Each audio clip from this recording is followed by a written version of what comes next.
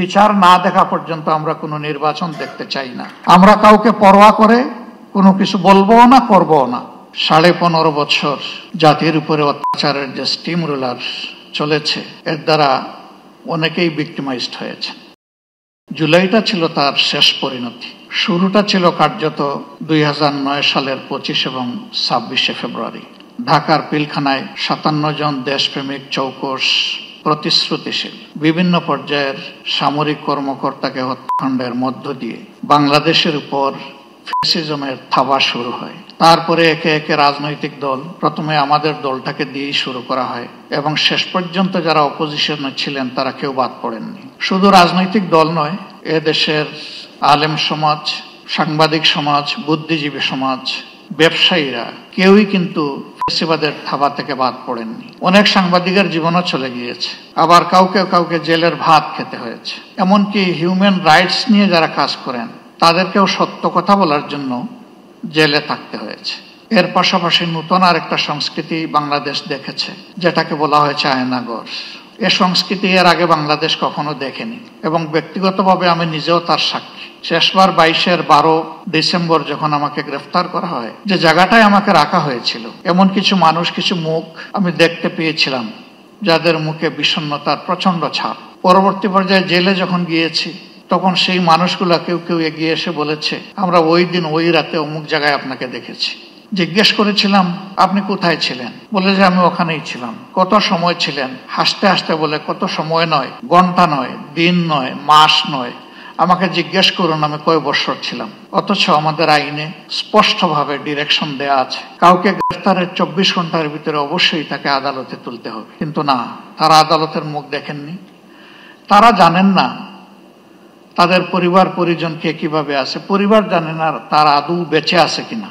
আমি সকল আয়নাঘর দেখিনি, আমি যেটা দেখেছি আমি বুঝতে পেরেছি এটি মধ্যম মানের, এটি চরম নিকৃষ্ট মানের নয়। সেই জায়গাগুলোতে কি হয়েছে সে কাহিনী যারা ভুক্তভোগী তারাই ভালো বলতে পারবেন।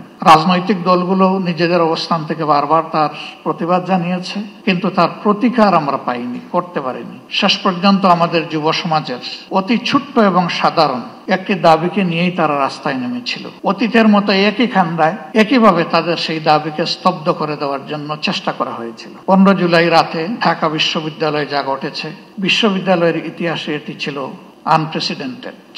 এর আগে তার কোনো উদাহরণ ছিল না। রাজনৈতিক কর্মীদেরকে লেলিয়ে দেওয়া হয়েছিল, তারা একই সাথে আঘাত করেছে ছেলেদেরকে, আমাদের মেয়েদেরকেও বাদ দেয়নি। কার্যত এই মুভমেন্টটা এখান থেকেই মোমেন্টাম পেয়েছিল। এরপরে একে একে আবু সঈদের হত্যাকাণ্ড এবং বাকি হত্যাকাণ্ডগুলো শেষ পর্যন্ত জুলুমের অবসান করতে সক্ষম হয়েছে। আমি জাতিসংঘের ফ্যাক্ট ফাইন্ডিং কমিটিকে আমার দল এবং বাংলাদেশের মজলুম জনগণের পক্ষ থেকে ধন্যবাদ জ্ঞাপন করি। তারা স্বল্পতম সময়ে এগিয়ে এসেছেন এবং বাস্তবতা তারা তুলে আনার চেষ্টা করেছেন, কিন্তু তারা যেটুকু এনেছেন এটা আংশিক মাত্র, এটি পূর্ণাঙ্গ নয়। তার বাইরেও জুলুমের বিস্তর ক্ষেত্র রয়ে গেছে। আশার দিক, নতুন সরকার গঠিত হয়েছে ফ্যাসিজমের পতনের প্রেক্ষাপটে। বিচারের জন্য ট্রাইব্যুনাল গঠন হয়েছে, বিচারক নিয়োগ হয়েছে, তদন্তকারী সংস্থা হয়েছে, প্রসিকিউশনও নিয়োগ হয়েছে। কিন্তু এটি সত্য, এখন 1 বছর ছুঁই ছুঁই, এ সময়ের ভিতরে কিন্তু বিচার এখনো দৃশ্যমান হয়নি। আমরা বিশ্বাস করি এই প্রক্রিয়ার সাথে যারা সম্পৃক্ত তারা তাদের সর্বোচ্চটা দিয়ে চেষ্টা করছেন। সরকারের কাছে আমাদের অনুরোধ, এই এফোর্ট কি যথেষ্ট, নাকি এই জায়গায় আরো কিছু করার আছে? যদি আরো কিছু করার থাকে সেটিই তো করা উচিত। সারা বাংলাদেশে আমার মতো আপনারা অনেকে ঘুরেন, সব জায়গায় তো কান্নার রোল। কেউ আপনজন হারিয়ে, আর কেউ নিজেকে হারিয়ে। আপনজন হারানোর বেদনা আমরা বুঝি, কিন্তু যারা নিজেকে হারিয়ে বসেছেন, এই যে ছেলেটাকে দেখানো হলো, শুধু দুটো চোখ না থাকার কারণে গোটা বিশ্ব তার জন্য অন্ধকার। সে কি একা? আমাদের হিসাব মতো এই সংখ্যাটা 500-র কাছাকাছি যারা চোখ হারিয়েছে। হাত পা হারিয়ে, মেরুদণ্ডে আঘাত পেয়ে, বুলেট বিদ্ধ হয়ে হাসপাতালের বিছানায় কিংবা নিজের বাড়িতে পড়ে প্যারালাইজ হয়ে কাতরাচ্ছে, এই সংখ্যাটা 250-র উপরে যারা বিছানায় পড়ে আছে। আর যারা জীবন্ত লাশ হয়ে ঘুরছে সেই সংখ্যাও 5000 কম নয়। আপনারা অনেকে জানেন, ইতিমধ্যে আমাদের সংগঠনের পক্ষ থেকে উদ্যোগ নিয়ে এই জুলাই যারা শহীদ হয়েছেন তাদের প্রোফাইলটা আমরা অন রেকর্ড নিয়ে আসার চেষ্টা করেছি। শতভাগ নিশ্চিত না হয়ে আমরা একটা নামও সেখানে যোগ করিনি। আমাদের এই প্রক্রিয়া অব্যাহত আছে, এটাকে আমরা ক্লোজ করি। 12 ভলিউমের এই শহীদ স্মরণিকা আমরা সকলের হাতে পৌঁছে দিতে পারিনি, তবে আমাদের ওয়েবসাইটে বাংলা, ইংলিশ এবং আরবিতে ইতিমধ্যেই আপলোড করা আছে, সেটা কেউ ভিজিট করলে আমরা খুশি হব। আমরা এবার হাত দিয়েছি যারা জীবন্ত শহীদ তাদের জীবন নিয়ে, এই অন্ধ, পঙ্গু, হাসপাতালের বেডে পড়ে থাকা প্যারালাইজড, তাদের বিষয়টা তুলে আনার জন্য আমি সরকারকে অনুরোধ করব, এই কাজটা পূর্ণাঙ্গ যথার্থতা পাবে যদি সরকারি উদ্যোগে এটা হয়। আমরা আমাদের দিক থেকে পূর্ণ সহায়তা দিব ইনশাআল্লাহ, যা আমাদের কাছে ম্যাটেরিয়ালস আছে তা দিয়ে, এবং আরো যা প্রয়োজন আছে আমাদের পক্ষে সম্ভব সঙ্গত সবকিছু দিয়ে। ইতিহাস যেন হারিয়ে না যায়, ইতিহাসটাকে ধরে রাখা উচিত এবং শ্রদ্ধার সাথে এটা আমাদেরকে স্মরণ করতেই হবে। আজকে আমাদের এই বসাটাও ওই ত্যাগের বিনিময়ে, ওই ত্যাগটা না হলে আমার নিজেরও অবস্থা কি হতো আল্লাহ ভালো জানে। এখানে আমরা যারা আছি কে কোন অবস্থায় থাকতাম সেটা আল্লাহ ভালো জানে। কাজেই আমাদের শহীদরা এবং জীবন্ত শহীদরা আমাদের অ্যাসেট, তারা আমাদের বোঝা নয়, এই স্বীকৃতি আমাদেরকে দিতে হবে।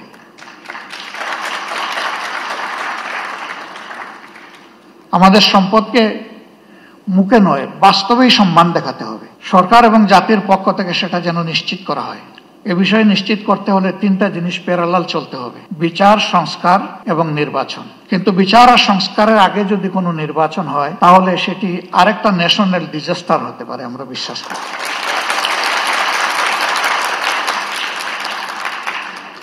গত 26 তারিখ চীন মৈত্রী সম্মেলন কেন্দ্রে, সেখানে শহীদ পরিবার সোসাইটির একটা আয়োজন ছিল। 2-4 জন বক্তব্য রেখেছেন, পুরোটা শুনতে পারিনি আমার অসুস্থতার কারণে, আংশিক শুনে আমি চলে গেছি। তাদের প্রত্যেকে অত্যন্ত সিংহের মতো গর্জন করে বলেছেন, বিচার না দেখা পর্যন্ত আমরা কোনো নির্বাচন দেখতে চাই না। তারা এই দাবি করেননি। শত শত মানুষ যাদেরকে হত্যা করা হয়েছে, হাজারো মানুষ যাদেরকে পঙ্গু করা হয়েছে, তাদের সকলের বিচার করে তারপরে নির্বাচন হোক, তারা তা বলেননি। তারা বলেছেন যারা জঘন্য অপরাধী তাদের বিচারটা অন্তত 2-4টা হলেও আমরা নিজ চোখে দেখতে চাই। আমরা দেশ এবং জাতিকে ভালোবাসি সবাই। জাতিসংঘ ফ্যাক্টস ফাইন্ডিং এ যে ফ্যাক্টস গুলা তুলে এনেছে তার সাথে যেগুলা অপূরণ আছে সেগুলাকেও সংযুক্ত করে বিচারটা ঠিক মতো হোক। তবে আমি অত্যন্ত দৃঢ়তার সাথে বলবো যে ও বিচার আমাদের উপর করা হয়েছে, দল হিসাবে আমাদের নেতৃবৃন্দকে খুন করা হয়েছে বিচারিক আদালতে। এ ধরনের কোনো বিচারও দেখতে চাই না। বিচারটা যেন শতভাগ ট্রান্সপারেন্ট এবং ন্যায্যতার ভিত্তিতে হয়। এবং পার্সোনালি আমি বিশ্বাস করি ন্যায় বিচার প্রতিষ্ঠিত হলে কোনো অপরাধী পার পাবে না ইনশাআল্লাহ। যারা মানুষ করেছে তারা তাদের ন্যায্য পাওনাটা বুঝে পাবে এবং বিচারহীনতার অথবা বিচারকে ধামা চাপা দেওয়ার যে সংস্কৃতি সেটা দূর হবে। আমরা আমাদের দলের পক্ষ থেকে প্রতিশ্রুতি দিচ্ছি এই প্রক্রিয়ায় আমাদের পূর্ণ সমর্থন এবং সহযোগিতা থাকবে। জনগণের ম্যান্ডেটের ভিত্তিতে আমরা সরকার পরিচালনা করার সুযোগ পাই অথবা আমরা বিরোধী দলে থাকি, এ বিষয়ে আমাদের ভূমিকা হবে স্পষ্ট, ন্যায্য এবং অকুতভয়। আমরা কাউকে পরোয়া করে কোনো কিছু বলবো না, করবো না। ভয় করব শুধু আল্লাহ তাআলাকে। দায়বদ্ধ থাকবো প্রথমে নিজের বিবেকের কাছে, তারপরে দেশবাসীর কাছে। অন্যান্য দলের পক্ষ থেকে একই প্রতিশ্রুতি আসুক তা আমি প্রত্যাশা করি। কেউ না কেউ তো আগামীর সরকার চালাবে, তাহলে যারাই চালাক তারা যেন জাতির এই আমানত রক্ষা করে, আমরা যেন বিশ্বাসঘাতক না হই।